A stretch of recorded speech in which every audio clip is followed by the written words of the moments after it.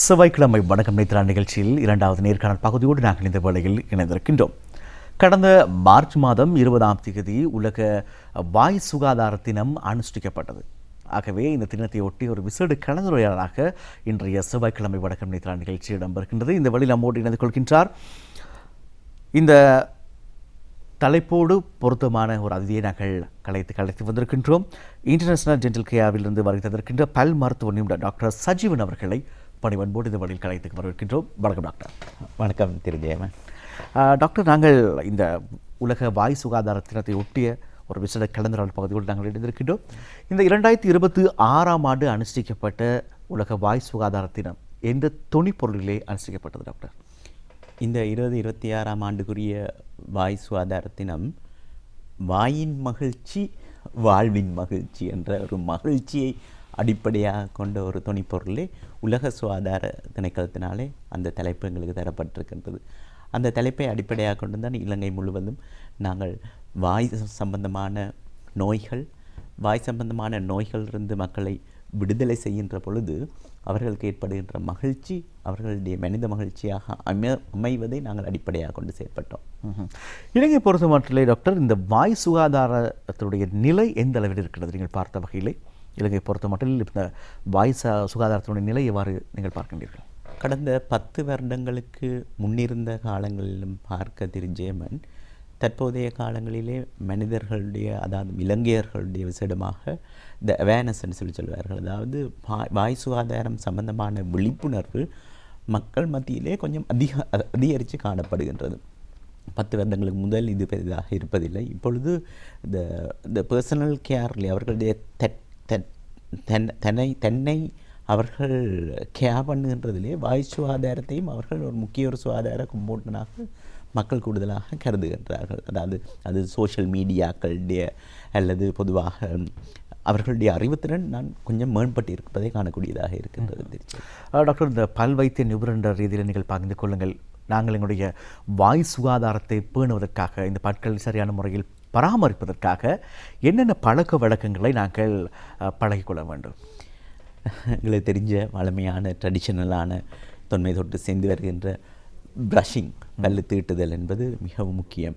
இப்பொழுது புதிதாக ஃப்ளொஸிங் என்று சொல்லுவார்கள். பொதுவாக நூட்களை கொண்டு நான் அடிக்கடி சொல்லுவது எனது பேஷண்ட்ஸுக்கு, ப்ரஷ் பண்ணினா அப்புறம் ஒருக்கா ஃப்ளொஸ் பண்ணி பாருங்க, அதில் எவ்வளவு கிருமிகள் எவ்வளவு ஊத்தைகள் இருக்குமெண்டு. ஃப்ளொஸிங் ஒரு முக்கியமான ஒரு முந்தி அந்த காலங்களிலே, இப்போ ஒரு 10-20 வருடங்களுக்கு முதல் இந்த ஃப்ளாஸ் எடுப்பதுக்கே கொஞ்சம் கஷ்டமாக இருக்கிறது. இந்த நாட்களிலே ஃபார்மசி வழியாக எல்லாம் ஒரு ஃப்ரீயாக அவைலபிளாக இருக்கிறது. அதாவது ப்ரஷிங்கை விட ஃப்ளொஸிங்கும் மிகவும் ஒரு முக்கியமான ஒரு சுகாதார நல்ல ஒரு பொறிமுறையாக காணப்படுகிறது. ஏன் டாக்டர்? ஏன்னு சொல்லி சொன்னால், ப்ரஷ்ஷினாலே எட்டப்படாத பகுதிகள், அதாவது சும்மா சொல்லுவோமே 2 பற்களுக்கு இடைப்பட்ட பகுதிகள் எல்லாம் இந்த ஃப்ளொஸினாலே நாங்கள் சீர் செய்ய, அதாவது துப்புரவு செய்யக்கூடியதாக அமைந்திருக்கிறது. இப்பொழுது நாங்கள் பார்க்கலாம் டாக்டர், இந்த சந்தையில் பல்வேறு வகையான பசைகள் விற்பனைக்கு இருக்கின்றன, பல்வேறு வகையான தூரிகைகள் இருக்கின்றன. ஒவ்வொரு அலைவரிசையிலும் பல்வேறு வகையான விளம்பரங்கள், சில நேரங்களில் ஒரே அலைவரிசையில் பல விளம்பரங்கள் பார்க்கின்றோம். இதை நாங்கள் தெரிவு செய்வது என்கின்ற ஒரு கேள்வியும் மக்கள் மத்தியில் பொதுவாக இருக்கத்தான் செய்கின்றன. நாங்கள் பொதுவாக இந்த பற்தூரிகை மற்றும் பற்பசையை நாங்கள் கொள்வனவு செய்கின்ற பொழுது என்னென்ன விடயங்களை கவனத்தில் கொள்வது சால பொருத்தமானதாக இருக்கும் டாக்டர்? மிகவும் நல்ல ஒரு கேள்வி திரு ஜெயமன். உண்மையாகவே பற்சைகளிலே பெரிதாக தங்கி இருக்கவில்லை சுகாதாரம், உண்மையாக பற்தூரிகைகளே காணப்படுகின்றது. நான் பொதுவாக சொல்வது, நாங்கள் இந்த பற்தூரிகையை நாங்கள் கடையில் வேண்டி பார்த்தாலும் எங்களுக்கு தெரியும், அதில் சாஃப்ட், மீடியம், ஹார்டுன்னு சொல்லியிருக்கோம். பொதுவாக நாங்கள் எங்களுடைய வாய்ட ஸ்ட்ரக்சர், அதாவது பெட்களுடைய ஸ்ட்ரக்சர் எடுத்து பார்த்தால் அதிலே பெட்கள் காணப்படும், முரசு பகுதி காணப்படும். ஆகவே இந்த முரசு பகுதிகளை நாங்கள் ஒழுங்கான முறையில் நாங்கள் துப்புரவு செய்வதற்கு சாஃப்டான ப்ரஷ் நல்ல, பெட்களை நாங்கள் பற்பகுதியை நாங்கள் துப்புரவு செய்வதற்கு மீடியம் ஆன ப்ரஷ் நல்லம், பற்துரிகை நல்லம். ஆகவே நாங்கள் பொதுவாக எனது பேஷண்ட்ஸுக்கு பொதுவாக சொல்வது, பொதுவாக நாங்கள் ப்ரஷ் பண்ணுற இடத்துல ஒரு சாஃப்ட் ப்ரஷ்ஷும் ஒரு மீடியம் ப்ரஷ்ஷும் வச்சுக்கொண்டு, பல்லான வெள்ளை பகுதியை மீடியம் ப்ரஷ்னாலும், அதாவது முரசு துப்புரவு மிகவும் முக்கியமான ஒரு பகுதி. எல்லோரும் அதை மறந்து விடுவது. என்றால் முரசின் சுகாதாரத்திலே தான் பற்களின் உறுதித்தன்மையும் தங்கி இருக்குது. அதை பொதுவாக சாஃப்டான ப்ரஷ்ஷினாலே செய்கின்ற பொழுது மிகவும் ஒரு நல்ல ஒரு சுகாதார வாய் பல் நிலைமையை நாங்கள் அடையக்கூடியதாக இருக்கும். இந்த பாடசாலை மாணவர்களை பொறுத்த மட்டும் டாக்டர், இந்த பல் ஆரோக்கியம் அல்லது வாய் சுகாதாரம் எந்த நிலையில் இருப்பதாக நீங்கள் பார்க்கிறீர்கள்? நான் முந்தி சொல்லி கொண்டது முதல் சொன்னது போல் இப்பொழுது அதாவது ஒவ்வொரு பாடசாலைகளிலும் பொதுவாக டென்டல் யூனிட், அதாவது பல் வைத்திய பகுதிகள், அதாவது இலங்கை அரசாங்கத்தினாலே ஸ்கூல் டென்டல் யூனிட்ஸ் பொதுவாக எல்லா பெரிய பாடசாலைகளிலும் ஆரம்பிக்கப்பட்டிருக்குது. ஆகவே சிறு சிறு பாடசாலைகளிலிருந்து அந்த பெரிய பாடசாலைகளுக்கு மாணவர்களை அனுப்புகிறார்கள். அந்த பல் வைத்தியர்கள் ஒரு நல்ல சேவையை செய்கிறார்கள். இனிஷியல் ஐடென்டிஃபிகேஷன்ஸ், முதலாவது பற்களில் இருக்கின்ற பிரச்சனைகள், வாய்களில் இருக்கின்ற பிரச்சனைகள் பாடசாலை மட்டங்களிலே கண்டறியப்பட்டு பெரிய வைத்தியசாலைகளுக்கும் விசேட வைத்தியசாலைகளுக்கும் அவர்கள் ஏழுமான வைத்தியங்களை செய்த பின்பு அதை ரிஃபர் பண்ணக்கூடியதான ஒரு இலங்கையிலே ஒரு பொறிமுறை காணப்படுகின்றது. இப்பொழுது டாக்டர், நாங்கள் பார்க்கலாம் இந்த கொழும்பு புறக்கோட்டையில் இருக்கின்ற பிரதான பஸ் தரிப்பிடம் இப்பொழுது புனர்நிர்மாணம் செய்யப்பட்டு எதிர்வருகின்ற வாரங்களிலும் மக்களுடைய பாவனைக்காக கையளிக்கப்படும் என்பது பொதுவான செய்தி. இதனை புனர்நிர்மாணம் செய்ய போகின்ற தருணத்தில் இது தொடர்பாக பல்வேறு வகையான கருத்துக்களை மக்கள் பகிர்ந்த பொழுது சொல்லப்பட்ட ஒரு விடயம் தான் இருக்கிறது. என்னதான் புனர்நிர்மாணம் செய்தாலும் இம்மக்கள் வெற்றிலை எச்சை துப்பாமல் விட்டால் மாத்திரமே சுகாதாரத்தை பேண முடியும் என்கின்ற ஒரு கருத்தினை நகைச்சுவையாக பகிர்ந்திருந்தார்கள். உண்மையில் நாங்கள் காணலாம் டாக்டர், இப்பொழுது அதிகமானவர்கள் வெற்றிலை எச்சையை கண்ட இடங்களில் துப்புவதை நாங்கள் பார்க்கின்றோம். இந்த வெற்றிலை, புகையிலை, சுண்ணாம்பு, பாக்கு இவற்றை பயன்படுத்துவதனூடாக பொதுவாக என்ன வகையான சுகாதார சீர்கேடுகள் ஏற்படலாம் என்பதை பகிர்ந்து கொள்ளுங்கள் டாக்டர். பொதுவாக வெற்றிலை, பாக்கு, சுண்ணாம்பினாலே வரக்கூடிய மிகவும் முக்கியமான சுகாதார பிரச்சனை தான் வாய்ப்புற்றுநோய். வாய்ப்புற்றுநோய் உடலிலே இருக்கின்ற புற்றுநோய்களிலே 2ஆம் 3ஆம் இடங்களை வகிக்கின்ற ஒரு புற்றுநோய் வாய்ப்புற்றுநோய். வாய்ப்புற்றுநோய்க்கு மிகவும் முக்கியமான காரணம் இந்த வெற்றிலை போடுவது. இப்போ முதலாவது சுகாதார பிரச்சனை இந்த வாய்ப்புற்றுநோய். 2வது, பொதுவாக நாங்கள் பார்க்கின்றோம் அந்த பாக்கு வெற்றிலையினாலே வரப்படுகின்ற கரைகள், ஸ்டெயின்ஸ் வாயிலே இருப்பதனாலே பற்கள் எளியாகவே, அதாவது காலத்துக்கு முன்பாகவே பற்கள் விழக்கூடிய தன்மை இருக்கின்றது. வாய் துர்நாற்றம் ஏற்படக்கூடிய தன்மைகள் இருக்கின்றது. ஆகவே அதாவது அந்த வெத்தலை கரைகளோடு சேர்ந்து பாக்டீரியாக்கள் சேர்ந்து இருப்பதனாலே அவை உடலுக்கும் கேடு விளைவிக்கக்கூடிய ஒரு தன்மைகளுக்கு, அதாவது பெரியடோன்டல் டிசீஸ் என்று சொல்லப்படுகின்ற முரசு வருத்தங்கள் அவை இதயத்திற்கு பொதுவாக பங்கம் விளைவிக்கக்கூடிய காரணங்கள் இருக்கிறது. ஆகவே நாங்கள் வெத்தலை போடுவதை பொதுவாக நாங்கள் குறைத்து கொள்ளும்படியாக நாங்கள் சொல்லுவது என்னென்னு சொல்லி சொன்னால், முக்கியமான பிரச்சனை நான் சொல்லுவேன் இந்த வாய்ப்புற்றுநோய். அதே போல் புகைத்தல், இது எந்த அளவுக்கான ஒரு பாரதூரமான விளைவினை கொண்டு போய் சேர்க்கும் டாக்டர்? புகைத்தல் நாங்கள் பார்க்கின்றோம் பொதுவாக முரசின் உறுதித்தன்மையை திருஜேமன் சரியாக குறைத்துவிடும். பற்கள் எங்களுக்கு தெரியாது, நாங்கள் பற்களுக்கும் அதாவது முரசுக்கும் இடைப்பட்ட பகுதிகளிலே புகையிலே காணப்படுகின்ற நிக்கோட்டின் பதார்த்தம் போய் படிவதனாலே பற்களுடைய சும்மா சொல்லுவோமே ஒரு நல்ல ஒரு சுகாதாரமான பல்லு ஒருத்தருடைய வாழ்க்கை முறையில் 60-70 வயசு வரையும் அந்த பல்லு இருக்குமென்னு சொல்லி சொன்னால், ஸ்மோக் பண்ணுகின்றவர்களுக்கு பொதுவாக அதாவது புகைத்தலில் ஈடுபடுகின்றவர்களுக்கு பல்லு கெதியாக விழுந்து விடுற சந்தர்ப்பம் இருக்கின்றது. பொதுவாக பார்ப்போமே ஒரு பல்லொன்று அவர்களுக்கு பிடுங்கிட்டோம் என்று சொல்லி சொன்னாலும் புகைத்தலோடு அவர்கள் இருந்தால் பற்களில் ஏற்படுகின்ற புண்கள், காயங்கள் ஆறுவதற்கும் அவர்களுக்கு கஷ்டமாக இருக்கும்.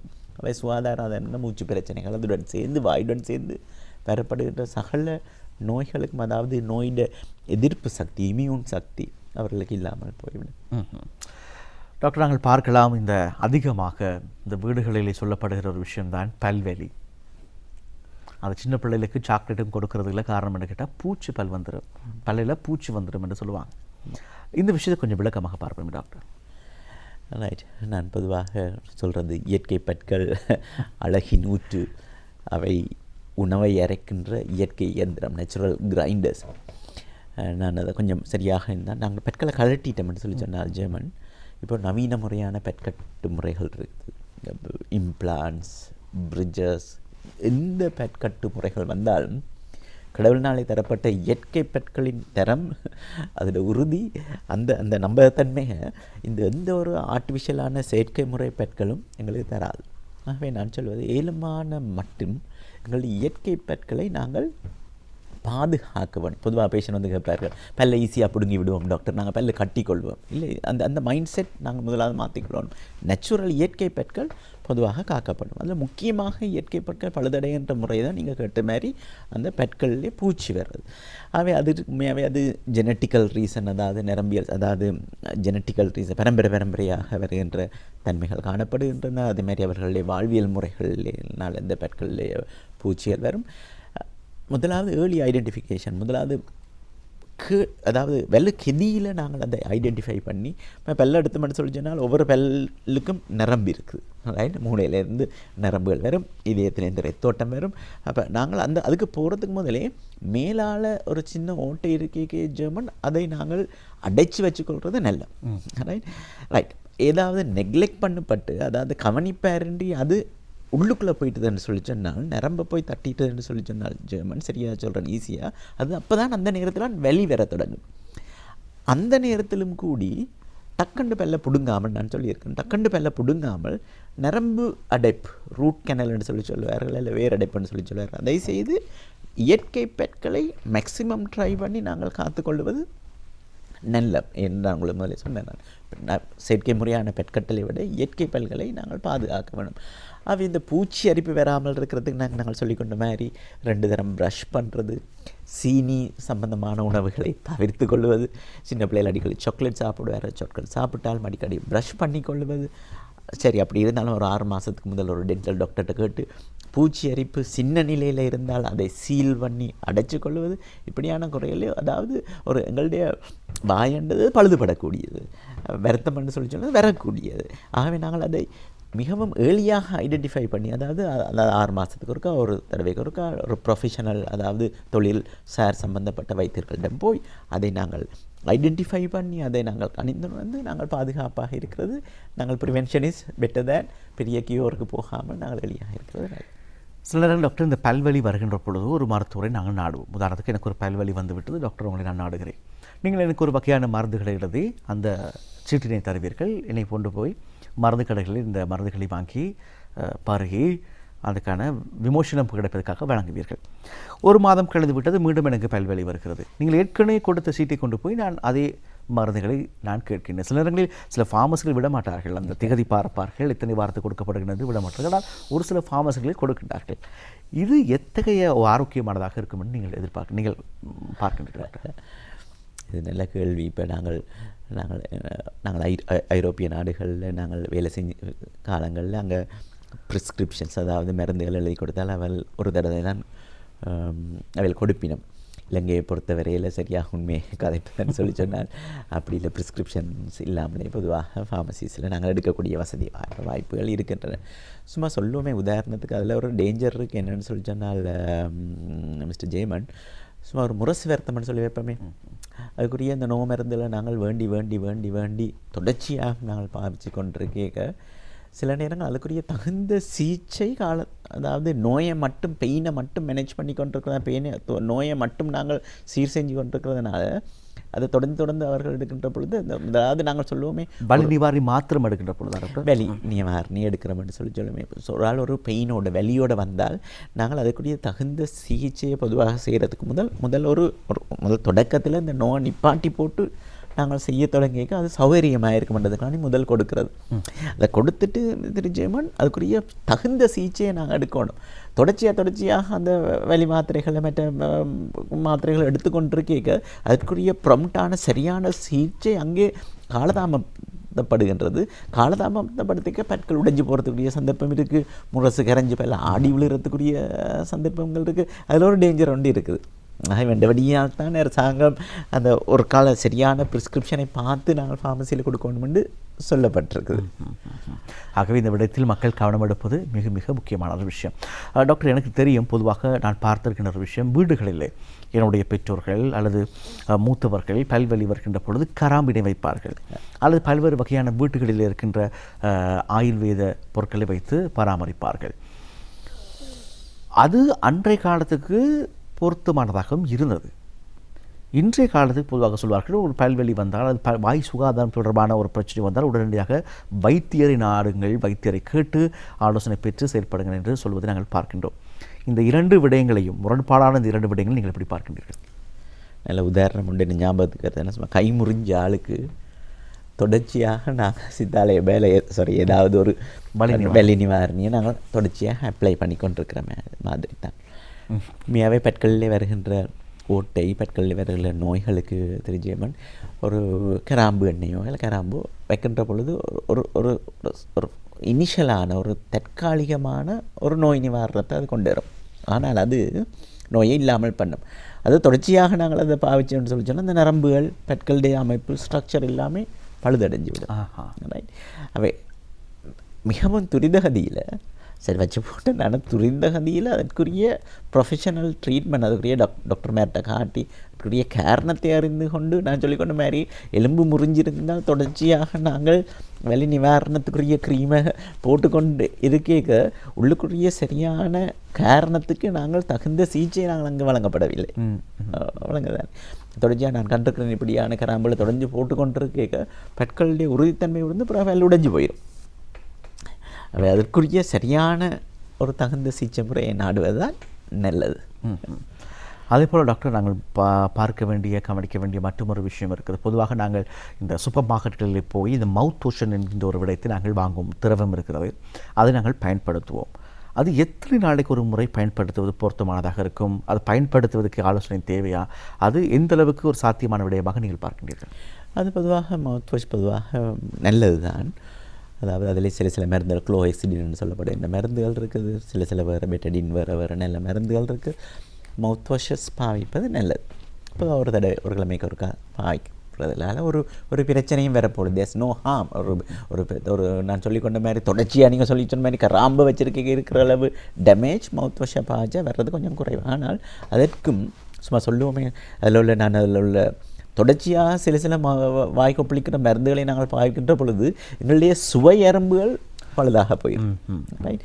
அதற்குரிய என்ன காரணம்? அது நாங்கள் முரசு கரைவதற்கான மவுத் வாஷ் எடுக்க போகிறோமா, அல்ல வாய் துர்நாற்றத்திலிருந்து வெளியாகிறதுக்குன்னு சொல்லி வைத்தியர்களுடைய ஒரு ஆலோசனையோடு எடுக்கிறது.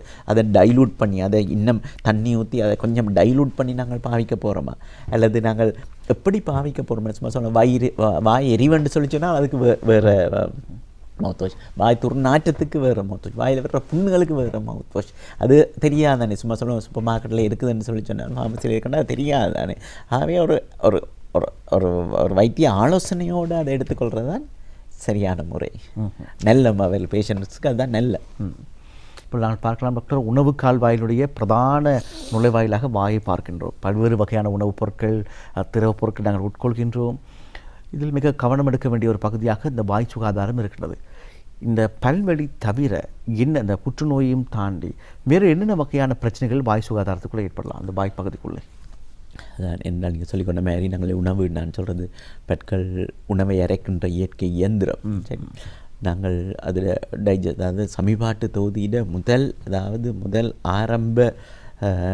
ஆரம்ப நிகழ்வு பொறிமுறை வாயில் தான் இருக்குது. ஆகவே பெட்கள் மென்று உண்பதனால அவர்களுக்குரிய சமீபாடு சரியாக நடைபெறும். That's number 1. 2வது, ஒரு உளவியல் சம்பந்தமான ஒருத்தருடைய ஒரு கான்ஃபிடென்ஸ்.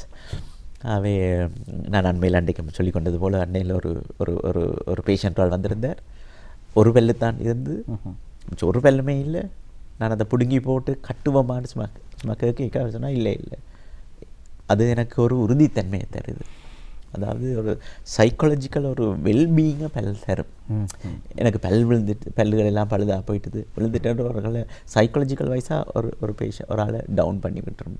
பெட்கள் இல்லாத தன்மைகள். அப்படி தான் நம்ம சொல்லிக்கொண்ட மாதிரி ஏழுமான மட்டும் நாங்கள் எங்களுடைய பெட்களுடைய சுகாதாரத்தை பாதுகாத்து கொள்ள வேண்டும். மற்றது நான் சொல்லிக்கொண்ட மாதிரி முதல் வாயில் வருகின்ற வருத்த நோய்களிலிருந்து நாங்கள் அதை ப்ரிவென்ட் பண்ணி வச்சுக்கொள்கிறதுனால வேறு ஹார்ட் டிசீசஸ், அதான் இப்போத்தைய புது ரிசர்ச்சை சொல்லியிருக்கு. முரசு வருத்தங்கள், பெட்களில் இருக்கின்ற தொடர்ச்சியான வருத்தங்கள், இதே நோய்களுக்கு இது காரணியாக அமைஞ்சிடும்.